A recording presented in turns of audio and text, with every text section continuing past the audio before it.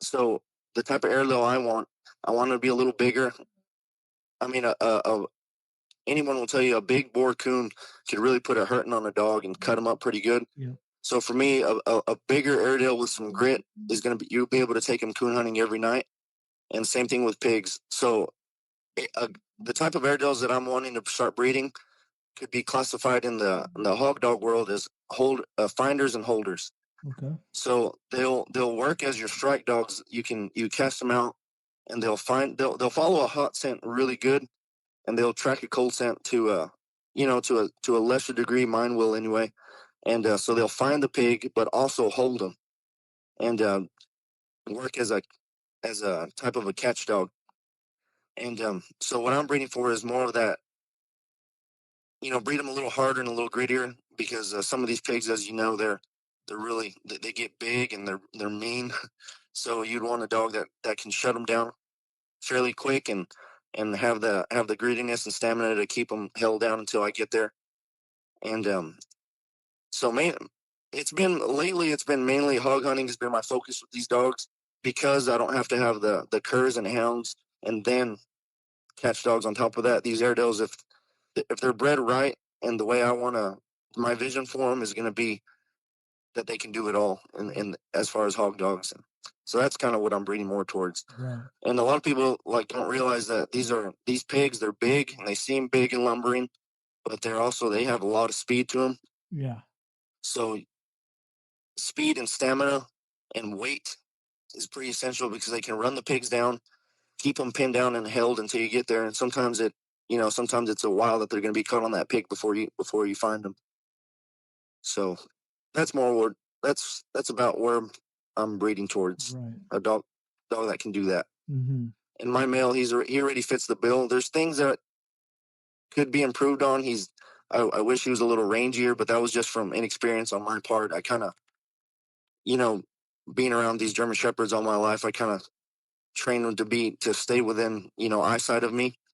So I kind of brought that my male up like that. But slowly he's starting to cast out and be a lot more of a long range type dog. And I think if I keep breeding towards that and breed with females that are inclined more towards being a hog hunter, I think it'll take me a few generations, but I think I can start producing some dogs that fit the bill perfectly. Right. Well, So that's one of the things that I wasn't anticipating whenever I got the Airedale, but is their ability.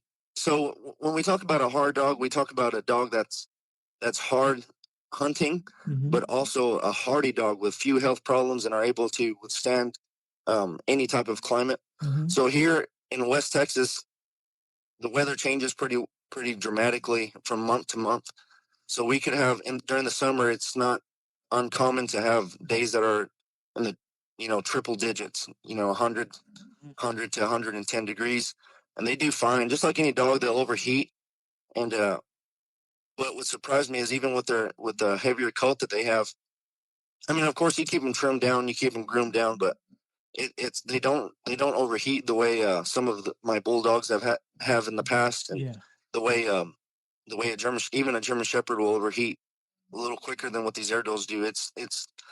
It almost doesn't make sense, but they can just keep running even in hot weather, and these dogs do not get cold. It's such a it's such a plus to have a dog that is just they can be outdoors in any kind of weather. Yeah. Just last year's hunting season, we were out hunting coons, and even I was just freezing. I think it was about 22 degrees. Mm-hmm. And we were hunting coons along the river, and these dogs were panting, and they got in the river to cool off. And after about an hour, they had icicles running down their beards, and they were still panting, still looking for coons. The cold almost doesn't seem to have any effect on them at all.